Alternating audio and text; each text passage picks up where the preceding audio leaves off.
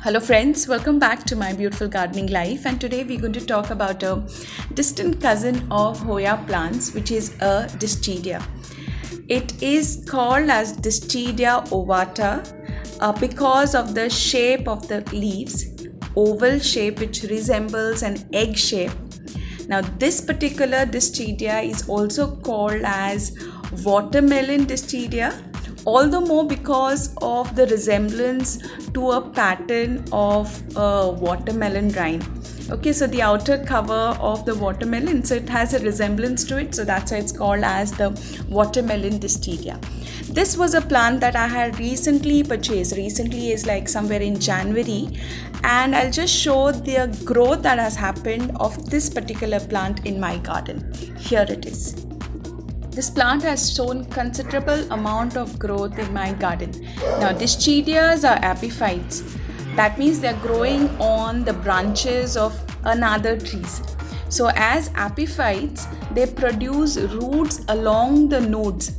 That is where the leaf is meeting the stem. Now this happens in order to absorb nutrients and water, and also to secure itself on the branches of those trees.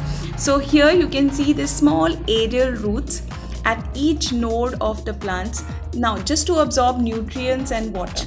Now with regards to the lighting or the light requirement of this plant, I have kept it under or at a spot where it is getting bright indirect sunlight, and it is doing perfectly well for this plant. If you keep it in direct sunlight, many a times there are chances that the foliage or the leaves are burnt or turning reddish color. Now it's not unpleasant to look at, but getting too much of direct sunlight is not good for the plant. So giving it a bright indirect spot would benefit this plant definitely. So let's move on to the soil mix that you can use for this particular plant. Now since they are epiphytes growing on the other branches, they do not require soil kind of substrate to grow. You give them these chunky pieces of coconut husk or barks of trees. Okay, they do perfectly well in that kind of a soil.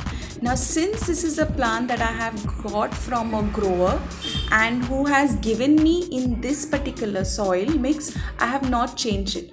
If I closely examine the soil mix that the grower has used, he has used coco peat and perlite as the only mixture for growing this plant. Now when coco peat is used, I keep in mind specially that I do not water this plant on a regular basis. So watering this plant happens only twice a week because of the presence of coco peat and perlite.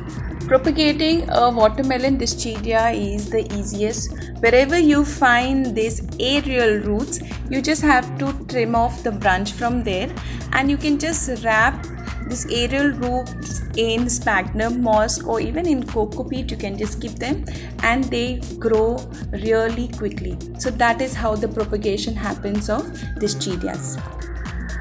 For fertilizing, I use my banana peel fertilizer, mix it in water and apply it once a month. So there is no constant need of fertilizing this plant. This beautiful plants, which are trailing plants, will be a very beautiful addition to your garden. You can always add them to your collection because they are very easy to grow. Thank you so much for watching. I see you in the next one.